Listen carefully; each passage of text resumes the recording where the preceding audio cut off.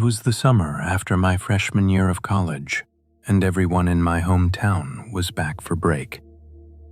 One of my friends, Daniel, texted me about a pool party that was happening that Saturday night at a girl's house out on Willow Creek Lane, one of those newer developments with huge two-story homes that all looked the same.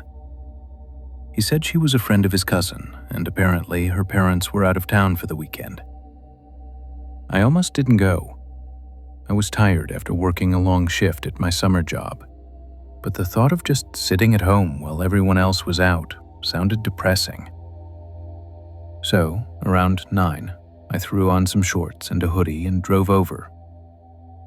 The neighborhood was quiet, the kind of quiet that feels unnatural. I found the house pretty easily because of all the cars parked along the curb and the faint sound of music coming from the backyard. When I walked around back, it was exactly what you'd expect from a suburban pool party. Colored lights strung along the fence, music blasting from a Bluetooth speaker, people laughing, dancing, drinking. I didn't recognize many faces, but that didn't matter. Everyone was in that carefree, summer's just starting kind of mood.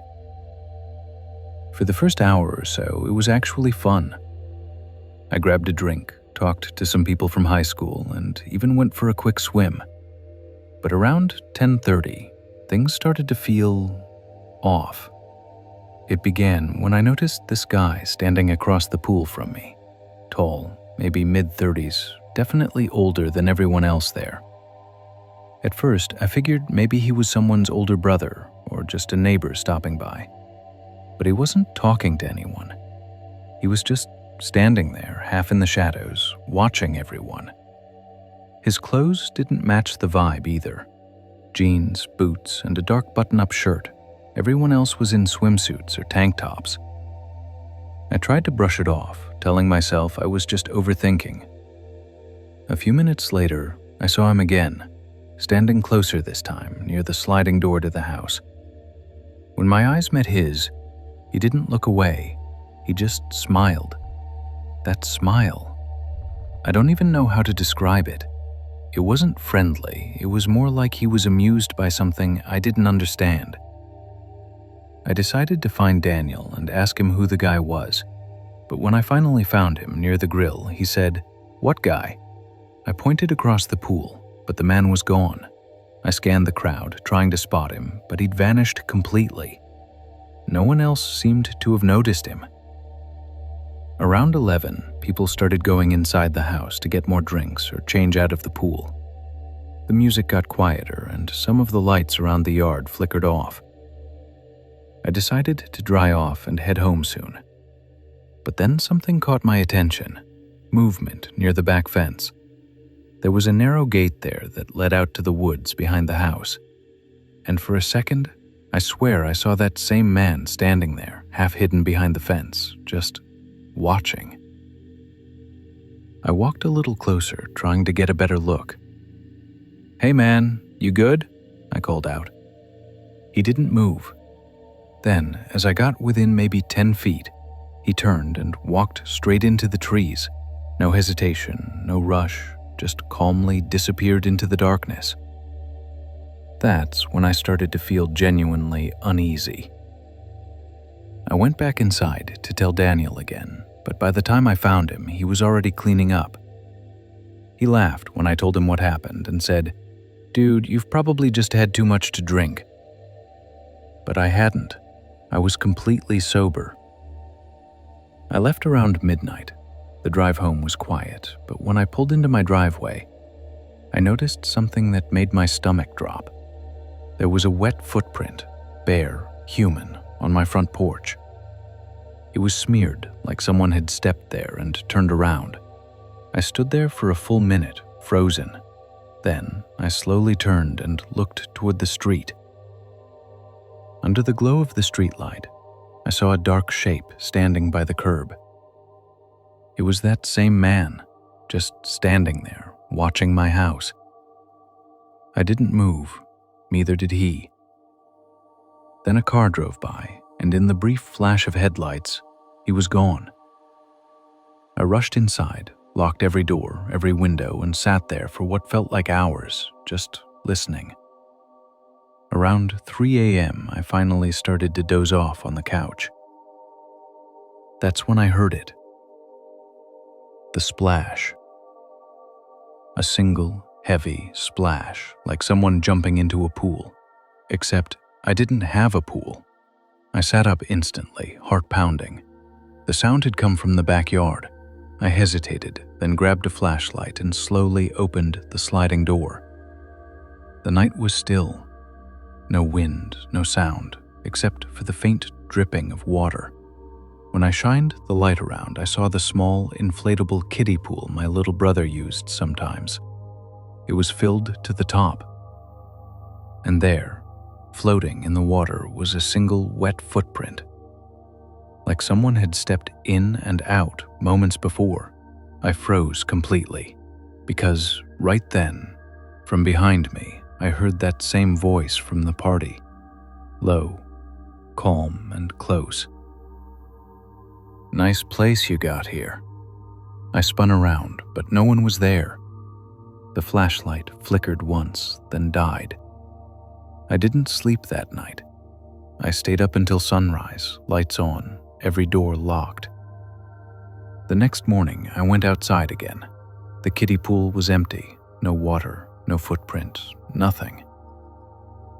But on the fence, in dripping black letters, someone had written 3 words: "See you soon." It happened in July of 2019. My best friend Jake had just moved into a new apartment complex about 20 minutes outside of Phoenix. The complex was huge, newly built, with a gym, lounge, and a big shared pool area that was kind of the main hangout spot for everyone who lived there. Jake called me one Friday and told me the complex was throwing a summer night pool bash. He wanted me to come, said it would be chill, free food, music, all that. I wasn't really a party person, but it had been a rough week, and I figured a few hours by the pool wouldn't hurt. When I got there around 9 p.m., the place was packed. Colored lights reflected off the water. A DJ was playing on a raised patio, and people were laughing, drinking, taking selfies. It felt normal, fun even. I spotted Jake near the deep end, sitting on one of those floating loungers with a drink in hand. He waved me over and handed me a beer. We hung out, talked, caught up on work and life, and for a while, everything felt ordinary. But sometime around 11, the atmosphere changed. I can't even explain how or why, but the crowd started to thin. The DJ packed up. The laughter faded. And for some reason, the air suddenly felt colder. Jake noticed it too. "Weird," he said. "Feels like everyone bailed all at once." There were maybe 7 or 8 people left, quiet, sitting at the edge of the pool, whispering or staring at the water like they were hypnotized by it. Then this woman walked in. She wasn't in swimwear, just a long white sundress that looked totally out of place for a pool party. Her hair was dripping wet, hanging down her face like she'd just come from the shower. She didn't talk to anyone. She just walked straight to the pool, stepped down the stairs, and stood in the shallow end. Not swimming, not even moving, just standing there, staring at the bottom. A couple people whispered, but no one said anything to her. It was like everyone was too uncomfortable to react. After maybe a full minute, she slowly turned her head toward me and Jake. And when she did, I swear my whole body went cold. Her eyes weren't focused. They were cloudy, like she was blind.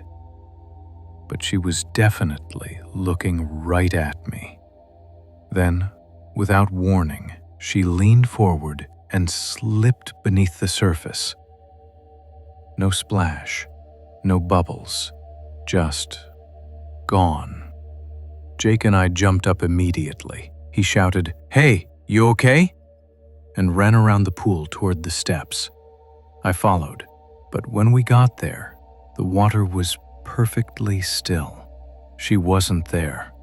I dove in, thinking maybe she'd sunk to the bottom or passed out. But when I opened my eyes underwater, nothing. Just the tiled floor, the lights, the empty pool. I came back up gasping. "She's not here!" I yelled. Jake's face went pale. He said, "What the hell are you talking about? I just saw her." And then he stopped mid-sentence, because the woman was standing on the opposite side of the pool again. Dripping, silent, her head tilted slightly like she was listening to something. Jake muttered, "No way," under his breath. Then she turned and slowly started walking around the pool's edge toward us. Every step she took made this faint, sloshing sound, like her clothes were soaked through. We backed away instinctively. "Hey, are you okay?" Jake asked again, his voice shaking now. The woman stopped about 10 feet from us. She looked at him and then smiled. That smile, it wasn't right. It stretched too far, too wide, like something was pulling her skin from underneath. And when she spoke, it sounded wrong, like multiple voices whispering at once. "Don't go in the water." Then, before either of us could move, the pool lights flickered and went out. Everything went black for half a second. And when they came back on, she was gone again. People screamed. Someone shouted that they saw her in the deep end, floating face down. The security guard came running, jumped in and pulled her out. But when he laid her on the ground, there was no one there. Nothing, not even wet footprints leading away. That was the moment everyone panicked and ran. Jake and I got out of there as fast as we could. But the weirdest part? When we got to his apartment, he realized he'd left his phone behind. I told him I'd go back with him to get it, but when we returned to the pool, it was empty. Lights on, calm water, no people. Like the whole thing had never happened. His phone was sitting right where he'd been standing earlier. He picked it up and said, "Dude, I swear I'm hearing something." He pressed the phone to his ear. It was ringing, but no one was calling him.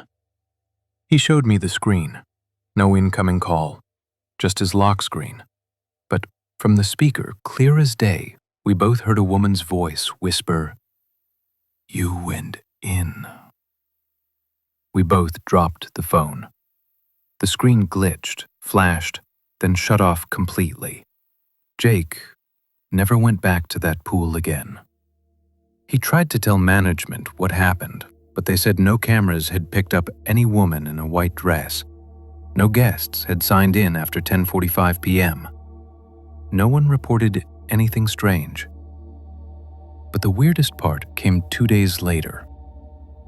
I was scrolling through local news, and I found an old article from 2013. A woman named Elena Ruiz had drowned in that exact same pool during the complex's grand opening. The headline said she slipped, hit her head, and drowned before anyone noticed. She was wearing a white sundress. Jake moved out a month later, but every now and then he texts me around midnight with the same message. I can hear the water again.